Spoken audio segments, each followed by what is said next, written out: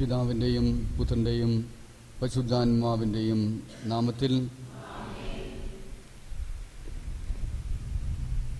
നമ്മുടെ കർത്താവായ യേശുക്രിസ്തുവിൻ്റെ കൃപയും പിതാവായ ദൈവത്തിൻ്റെ സ്നേഹവും പരിശുദ്ധാത്മാവിൻ്റെ സംസർഗവും നിങ്ങളുടെ കൂടെ എപ്പോഴും ഉണ്ടായിരിക്കട്ടെ. നന്ദി പറഞ്ഞ് ദൈവത്തിന് ഈ ബലിയർപ്പിക്കാം. പെന്തക്കോസ്തയുടെ ഒരുക്ക ദിവസങ്ങളാണ്. നമ്മളിവിടെ വിളിച്ചു കൂട്ടി ആത്മാവിൻ്റെ ആവശ്യത്തിലേക്ക് ഒരുക്കിയതിന് നന്ദി പറയാം. ദൈവം അത്രമാത്രം സ്നേഹിക്കുന്നുവെന്ന് നമ്മോട് ഈ ദിവസങ്ങളിൽ പറഞ്ഞു തരികയായിരുന്നു. ദൈവം അത്രമാത്രം സ്നേഹിക്കുന്നു. ദൈവത്തിൻ്റെ കാരുണ്യം അനന്തമാണ്. നമ്മെക്കുറിച്ച് ദൈവത്തിൻ്റെ പദ്ധതി അനാദിയിലെ ഉള്ള പദ്ധതിയാണ്.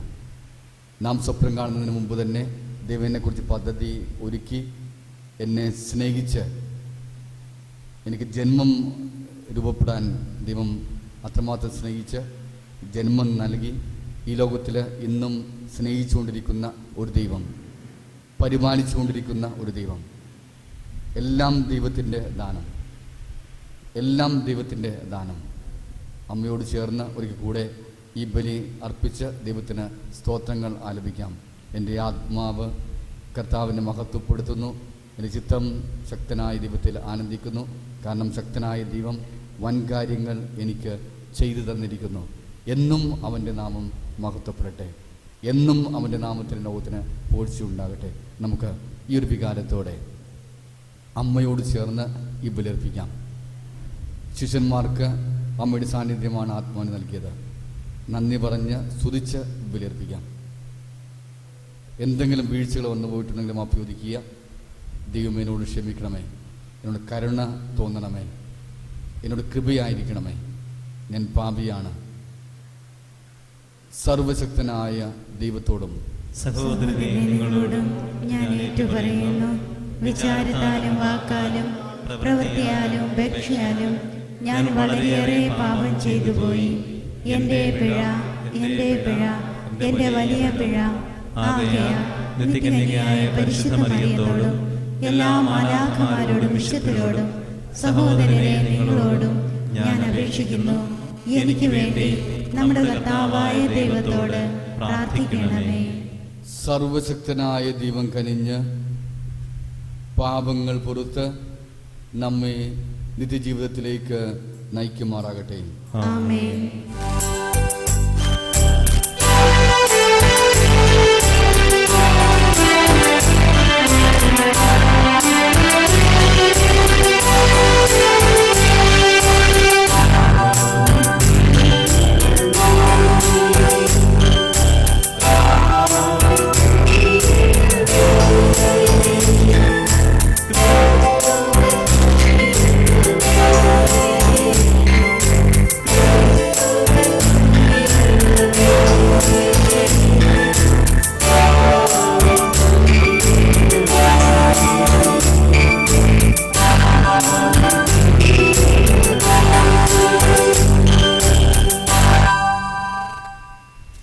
നമുക്ക് പ്രാർത്ഥിക്കാം.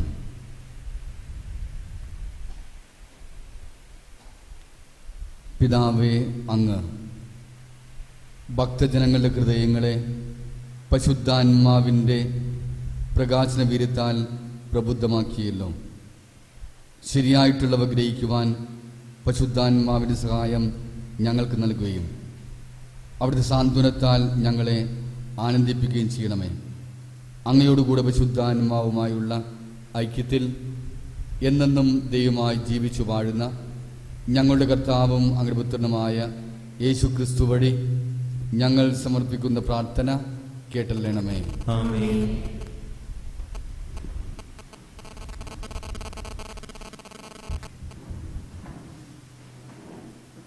അപ്പോസ്തലന്മാരുടെ പ്രവർത്തനങ്ങളിൽ നിന്ന് അധ്യായം 25 13 മുതൽ 21 വരെ വചനങ്ങൾ. മരിച്ചുപോയെങ്കിലും ജീവിച്ചിരിക്കുന്നുവെന്ന് പൗലോസ് സമർത്ഥിക്കുന്ന ഒരു യേശുവിനെ കുറിച്ച് മാത്രമേ അവർക്ക് അവനുമായി അഭിപ്രായ ഭിന്നത ഉണ്ടായിരുന്നുള്ളൂ. അക്കാലത്ത് അഗ്രിപ്പ രാജാവും ബെർണിക്കയും ഫേസ്തൂസിനെ അഭിവാദനം ചെയ്യാൻ കേസറിയായിലെത്തി. അവർ അവിടെ വളരെ ദിവസങ്ങൾ താമസിച്ചു. ഫേസ്തൂസ് പൗലോസിൻ്റെ കാര്യം രാജാവിനെ ധരിപ്പിച്ചുകൊണ്ട് പറഞ്ഞു, ഫെലിക്സ് തടവുകാരനായി വിട്ടിട്ട് പോയ ഒരു മനുഷ്യൻ ഇവിടെയുണ്ട്. ഞാൻ ജെറൂസലേമിലായിരുന്നപ്പോൾ പുരോഹിത പ്രമുഖന്മാരും യഹൂദ പ്രമാണികളും അവനെതിരെ വിധി പ്രസ്താവിക്കാൻ അപേക്ഷിച്ചുകൊണ്ട് അവനെക്കുറിച്ചുള്ള വിവരങ്ങൾ എന്നെ ധരിപ്പിച്ചു. വാദിയെ മുഖാഭിമുഖം കണ്ട് തൻ്റെ മേൽ ആരോപിതമായ കുറ്റങ്ങളെക്കുറിച്ച് സമാധാനം ബോധിപ്പിക്കാൻ പ്രതിക്ക് അവസരം നൽകാതെ അവനെ ഏൽപ്പിച്ചു കൊടുക്കുക റോമാക്കാരുടെ പതിവല്ല എന്ന് ഞാൻ മറുപടി പറഞ്ഞു. അവർ ഇവിടെ ഒരുമിച്ച് കൂടിയപ്പോൾ ഒട്ടും താമസം വരുത്താതെ അടുത്ത ദിവസം തന്നെ ഞാൻ ന്യായാസനത്തിൽ ഇരുന്ന് ആ മനുഷ്യനെ കൊണ്ടുവരാൻ കൽപ്പിച്ചു. വാദികൾ കുറ്റാരോപണം ആരംഭിച്ചപ്പോൾ സങ്കൽപ്പിച്ച തരത്തിലുള്ള ഒരു തിന്മയും അവൻ്റെ മേൽ ചുമത്തി കണ്ടില്ല. എന്നാൽ തങ്ങളുടെ തന്നെ ചില അന്ധവിശ്വാസങ്ങളെക്കുറിച്ചും മരിച്ചുപോയെങ്കിലും ജീവിച്ചിരിക്കുന്നുവെന്ന് പൗലോസ് സമർത്ഥിക്കുന്ന ഒരു യേശുവിനെക്കുറിച്ച് മാത്രമേ അവർക്ക് അവനുമായി അഭിപ്രായ ഭിന്നത ഉണ്ടായിരുന്നുള്ളൂ. എന്തു തീരുമാനമെടുക്കണമെന്ന് നിശ്ചയമില്ലാതെ വന്നപ്പോൾ ജെറൂസലേമിലേക്ക് പോകാനും അവിടെ വെച്ച് ഇവയെപ്പറ്റി വിചാരണ ചെയ്യപ്പെടാനും സമ്മതമാണോ എന്ന് ഞാൻ അവനോട് ചോദിച്ചു. എന്നാൽ ചക്രവർത്തിയുടെ തീരുമാനം ഉണ്ടാകുന്നതുവരെ തനിക്ക് സംരക്ഷണം നൽകണമെന്ന് പൗലോസ് അപേക്ഷിച്ചതിനാൽ സീസറിൻ്റെ അടുത്തേക്ക് അയക്കുന്നതുവരെ അവനെ തടവിൽ വയ്ക്കാൻ ഞാൻ ആജ്ഞാപിച്ചു. ദൈവവചനമാണ് നാം ശ്രമിച്ചത്. നമുക്ക് ദൈവത്തെ സ്തുതിക്കാം. പ്രതിവചന സങ്കീർത്തനം. കർത്താവ് തന്റെ സിംഹാസനം സ്വർഗത്തിൽ സ്ഥാപിച്ചിരിക്കുന്നു. കർത്താവ് തന്റെ സിംഹാസനം സ്വർഗത്തിൽ സ്ഥാപിച്ചിരിക്കുന്നു. എന്റെ ആത്മാവെ കർത്താവിനെ വാഴ്ത്തുക. എന്റെ അന്തരംഗമേ അവിടുത്തെ വിശുദ്ധ നാമത്തെ പുകഴ്ത്തുക. എന്റെ ആത്മാവെ കർത്താവിനെ വാഴ്ത്തുക. അവിടുന്ന് നൽകിയ അനുഗ്രഹമൊന്നും മറക്കരുത്. കർത്താവ് തന്റെ സിംഹാസനം സ്വർഗത്തിൽ സ്ഥാപിച്ചിരിക്കുന്നു. ഭൂമിക്ക് മേൽ ഉയർന്നിരിക്കുന്ന ആകാശത്തോളം ഉന്നതമാണ് തന്റെ ഭക്തരോട് അവിടുന്ന് കാണിക്കുന്ന കാരുണ്യം. കിഴക്കും പടിഞ്ഞാറും തമ്മിലുള്ള അകലത്തിൽ നമ്മുടെ പാപങ്ങളെ അവിടുന്ന് നമ്മിൽ നിന്ന് അകറ്റി നിർത്തി. കർത്താവ് തന്റെ സിംഹാസനം സ്വർഗത്തിൽ സ്ഥാപിച്ചിരിക്കുന്നു. കർത്താവ് തന്റെ സിംഹാസനം സ്വർഗത്തിൽ സ്ഥാപിച്ചിരിക്കുന്നു.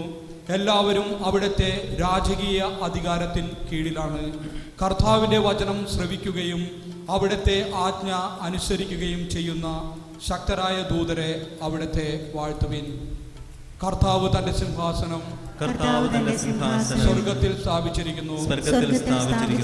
Hallelujah, hallelujah. പരിശുദ്ധാത്മാവ് എല്ലാ കാര്യങ്ങളും നിങ്ങളെ പഠിപ്പിക്കുകയും ഞാൻ നിങ്ങളോട് പറഞ്ഞിട്ടുള്ളതെല്ലാം നിങ്ങളെ അനുസ്മരിപ്പിക്കുകയും ചെയ്യും. ഹല്ലേലൂയ.